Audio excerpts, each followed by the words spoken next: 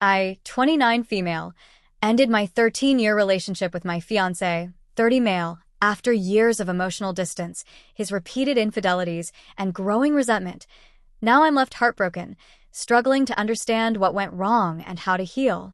I had been with the same person since I was 15 or 16 years old. He was woven into the fabric of my life in a way that made it hard to imagine any version of the future without him. And then this past Friday, it ended. The beginning of the end was unremarkable on the surface. I sent him a text just asking if he was okay with me going on a motorcycle ride the next day with a group of friends.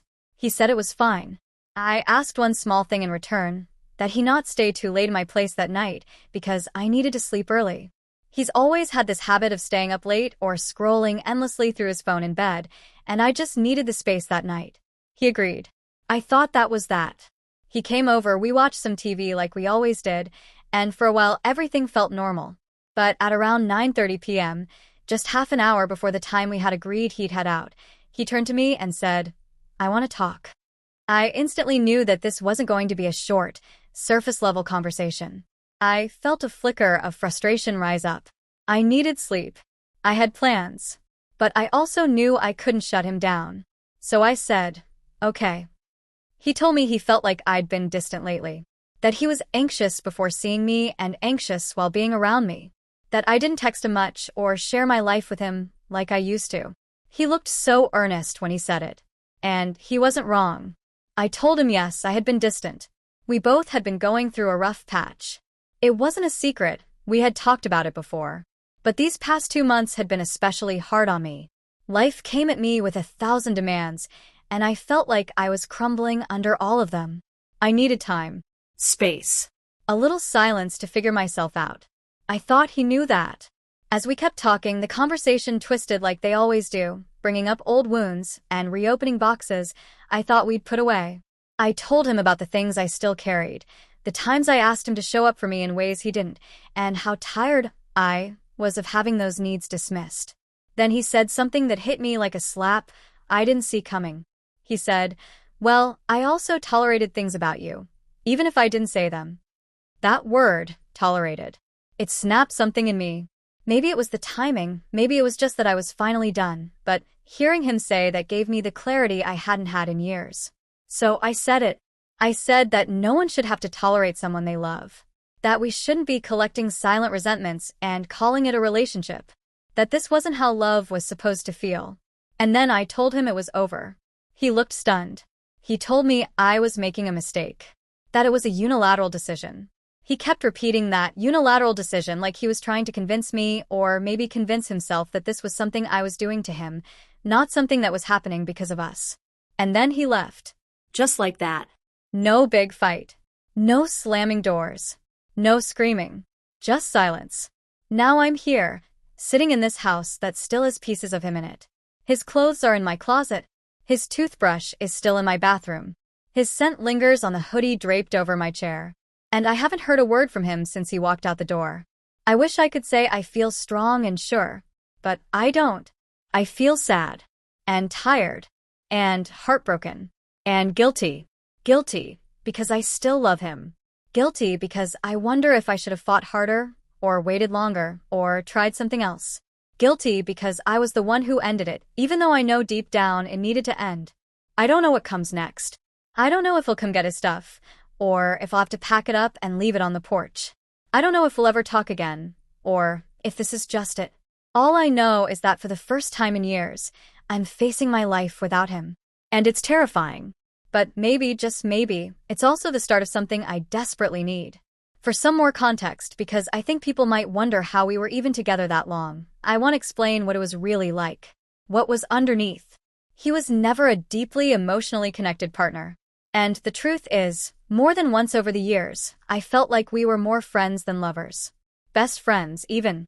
And that can make things harder to leave in a strange way. When the fire dies out but the familiarity remains, it feels like walking away from your home.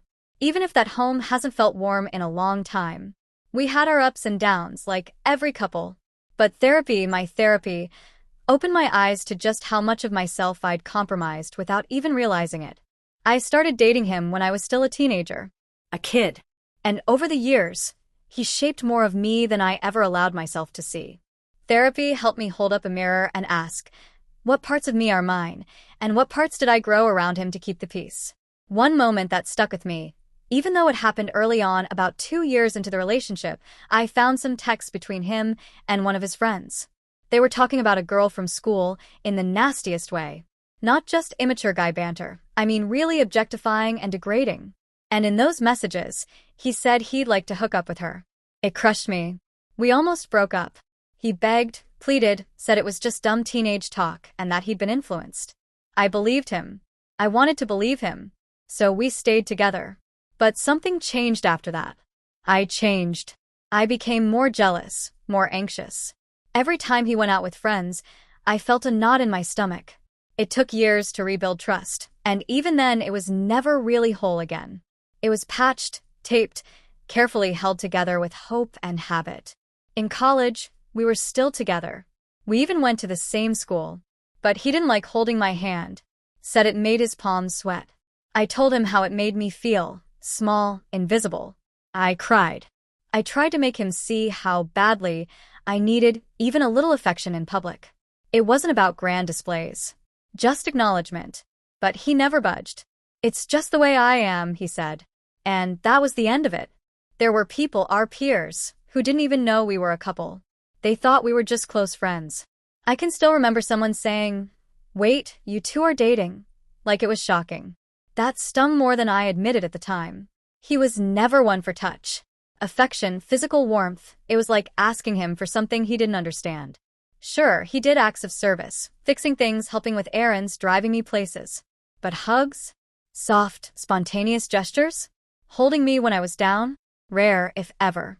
And the absence of that kind of connection, over years, becomes a quiet, growing void. It led to endless fights, and I lost count of how many times I asked for what I needed, only to be met with defensiveness or flat-out dismissal. But it wasn't just the physical. It was the emotional absence, too. I can remember when I booked an aesthetic procedure. Something I had been thinking about for years. Something that, in the end, made me feel powerful and confident in a way I hadn't felt before. And he wasn't part of it. At all. He didn't ask me about it. Didn't want to know which doctor I chose. Didn't come with me to appointments. Why? Because he didn't agree with it. "You don't need it," he said. As if his opinion was the only one that mattered. Same thing happened with therapy. I put it off for a long time. Deep down, I needed it desperately, but every time I brought it up, he told me I was wasting money, that therapy was pointless, that it wouldn't change anything. So I pushed it aside. For him. Until I couldn't anymore. Looking back now, I wonder if that resistance came from fear. That maybe, somewhere in him, he knew that therapy would open my eyes. That it would make me ask questions. Hard ones. The kind that lead to moments like the one we had last Friday night. So no, this wasn't sudden. It wasn't just one bad conversation or one impulsive decision. This was years in the making. 1,000 quiet hurts stacked one on top of the other. And I finally couldn't carry them anymore. I still love him. That's the cruel part. I care for him. I know his heart isn't bad. But love isn't enough when it's one-sided. And no matter how much I begged or explained, I couldn't make him see me, not really. Now, I'm alone in the space we once shared. His things are still here. I haven't touched them. I don't know when he'll come to get them, or what that moment will feel like. I keep walking past that pile in the corner, telling myself I'll deal with it tomorrow. Maybe tomorrow I'll be a little stronger. Maybe tomorrow I'll believe that letting go was the kindest thing I could have done for both of us. Over the years, I've lost count of the times I've been told I'm too sensitive, or that I ask for too much, or that I ruin good days by bringing things up. Sometimes it came wrapped in a joke, followed by a smirk and the classic, "You're exaggerating." And if I pushed back, if I said how much it hurt, the script was always the same. "Well, I already apologized. If you didn't accept it, that's your problem." There's this one that still rings in my ears more often than I'd like to admit. "What do you want? An apology?" Okay, apology. Flat. Robotic. Empty. At first, I brushed these things off. I chalked them up to stress, or his sense of humor, or maybe even my own overthinking. I was young. I didn't know yet that love shouldn't make you feel small. And these weren't once-in-a-while things. They were constant refrains that became the background noise of our relationship. In the last couple of years, I will admit, things improved. We didn't fight as much. Maybe because I stopped bringing things up. Maybe because I just got tired of hoping he'd respond differently. But even with that surface calm, those old phrases still echoed through me. Our life had turned into something that felt eerily like retirement, except we were in our 20s. Weekends were predictable. He'd come over. We'd eat at home, watch something, maybe play a game, then sleep, rinse, repeat. We'd sit on opposite ends of the couch, scrolling through our phones in silence. When I'd rest my head on his lap for a moment of connection, he'd last maybe 5 or 10 minutes before saying his leg was numb. I'd move, and he wouldn't shift to make space for me again. No cuddle, no arm around me, no effort, just back to scrolling. The only time touch returned was when he wanted sex. That was the rhythm of affection, distant until he was in the mood. And the loneliness inside that routine started gnawing at me. I don't have many friends. Actually, I don't have any.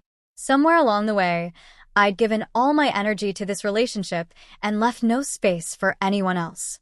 And I only realized how unhealthy that was once therapy helped me see it. So, I made a change. I found a group of women who also ride motorcycles, something I love. Something that makes me feel alive.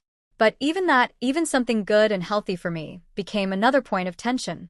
He never seemed to care. I'd tell him I went riding, sent pictures, little updates. And it was like I was talking into a void. No follow-up. No, how was it? Just indifference. And when I did go out, I started dreading the way he'd act afterward. I'd get anxious before I even left, wondering if he'd punish me in some passive way, by being cold, by forgetting to text, by suddenly going out and leaving me in the dark. And when we were together with other people, sometimes he'd avoid touching me at all. I asked once why. He said, "I don't want to make my friends uncomfortable." As if I were something to be embarrassed by. There's more. So much more. Years of patterns and moments and micro wounds that don't even fit here. But what makes it all harder is this. While I spent years talking, asking, explaining, pleading, he never did. He never said what bothered him. Never said what he wanted. Never fought for me emotionally.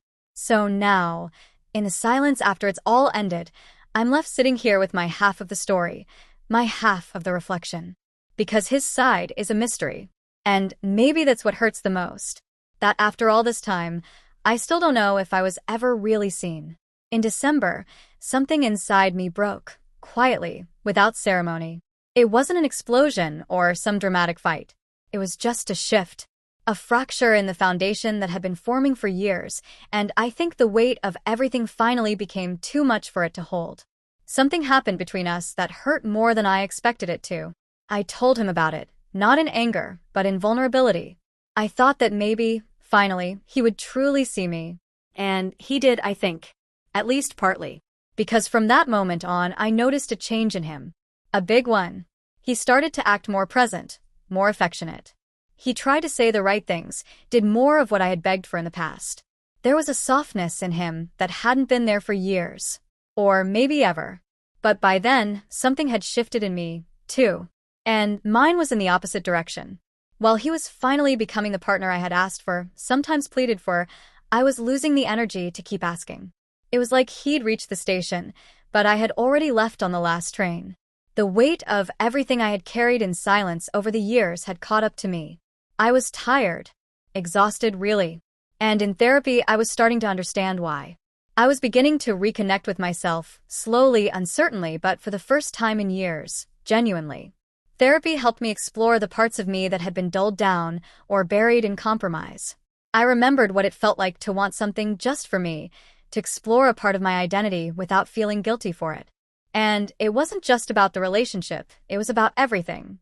And then life, as it sometimes does, decided to test every ounce of strength I had left. Within a few short weeks, my world became chaos. My parents had their car stolen. Just days later, my phone was snatched out of my hands as I walked out of an exam. I felt violated and shaken. It wasn't just a phone, it was my lifeline. My bank apps, personal info, passwords, everything was in there. I went into survival mode, trying to shut everything down before something worse could happen. Then I broke my finger. Got sick. Work became overwhelming, projects piling up, responsibilities I couldn't breathe under. My cat, my sweet, quiet companion, got sick too, and the vet bills kept rising. And then the final blow. My niece was diagnosed with a chronic and fairly serious eye condition. It was relentless. One thing after another, falling like dominoes on top of each other. There was no space to breathe between them. And somehow I was expected to keep going. Because that's always been my role. The reliable one. The one who listens, who pays, who fixes. My family leaned on me financially like always, but when I needed emotional support, they were nowhere to be found. They vented, they asked for help, but never asked how I was doing. And I didn't expect them to. I had learned by now not to. And then came the moment that broke something deeper. It was the same day I lost my phone. I was scrambling to make calls, cancel accounts, protect my finances, my identity, my sense of safety, and as I sat there, visibly shaken and stressed, he was sitting next to me, laughing, loudly, with my niece, making jokes, watching videos, completely unaffected, completely oblivious. And I just stared for a moment, holding the phone with trembling hands, listening to him laugh while I was mentally unraveling. I couldn't believe it. Not because I expected him to fix anything, I've long since let go of that illusion, but because he couldn't even see me. Not even then. I had to ask, politely even, for them to go to another room, to give me a few minutes of peace. I wasn't angry, just empty. I didn't cry. I didn't yell. I just needed space, and I had to ask for it. Again. And I realized, standing there with my heart hammering in my chest and my bank on hold, that I had become the kind of woman who had to manage the emotional temperature of a room even while falling apart. That was the moment that sealed it for me. It wasn't about the phone or even about him laughing. It was about years of being unseen. Years of feeling alone in a relationship. Years of managing someone else's emotional limitations while quietly silencing my own. Years of shrinking. And by the time he started doing the things I always hoped he would, I had outgrown the version of myself who thought that kind of effort came too late. I still care for him. That hasn't disappeared. I'm not full of rage or resentment. I'm full of grief. Deep, aching grief. For the girl I was when we met. For the woman I became trying to keep it all together. And for the love I kept trying to revive, even when it was already slipping out of my hands. We haven't spoken since that night. His things are still in my home, tucked away like ghosts in a house I'm trying to make my own again. And I don't know what happens from here. I just know I'm not going back. Lately, the only form of support I really felt coming from him was financial. And even that started to feel off. He began offering me money, just casually, out of nowhere, as if that could magically fix everything. As if throwing a few bills into the fire would put it out. But it wasn't just tone deaf, it stung. Because he'd never asked what I needed. Not once. He never sat me down and asked how I was really feeling, what I was going through, how things were weighing on me. It felt transactional. Empty. And the thing is, I don't need financial support. I make my own money. He doesn't even earn more than I do. It was never about the money. It was about the fact that, once again, he didn't see me. He didn't get me. And rather than try to connect emotionally or even show curiosity about my world, he just handed me an envelope. Like that would mend the years of silence and misunderstanding between us. So I was left dealing with all that emotional weight alone, again. I took it to therapy. I sat across from my therapist and tried to untangle this persistent ache, this feeling of being partnered and yet alone. And I think that's why I've been so distant these past few months. It's not that I stopped caring. It's just that I finally started realizing how long I had been carrying this load alone. And when it came to communication, especially texting, it's like there was this constant push and pull. For years, I told him how much it would mean to me to just hear from him more during the week. A simple text. How was your day? Thinking of you. But every single time, I was met with the same answer. I prefer to talk in person, or I don't like texting. And somehow, I was always the one expected to adjust. So I did. I adapted. I swallowed the disappointment. I stopped asking.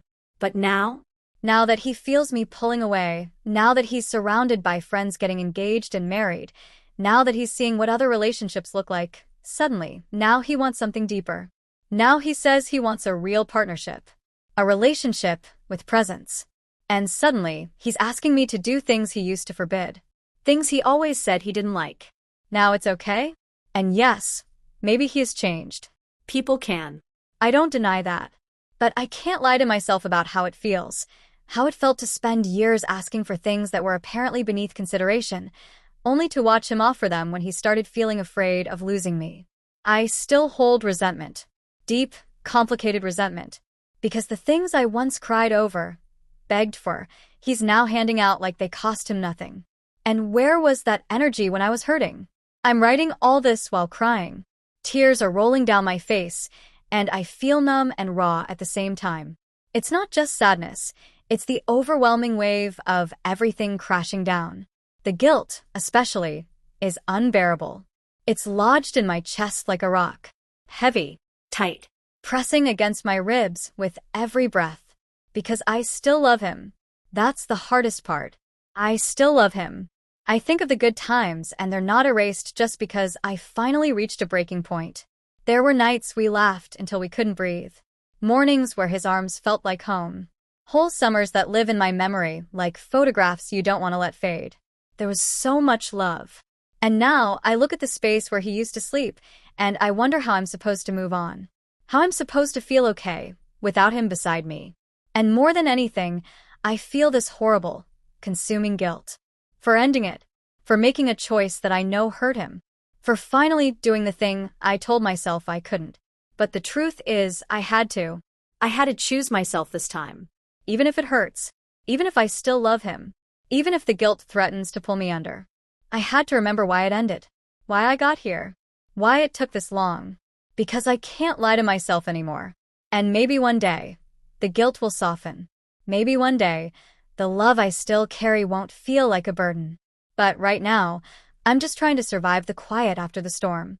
And remind myself, over and over, that it's okay to let go of someone you love, especially when loving them has meant losing yourself.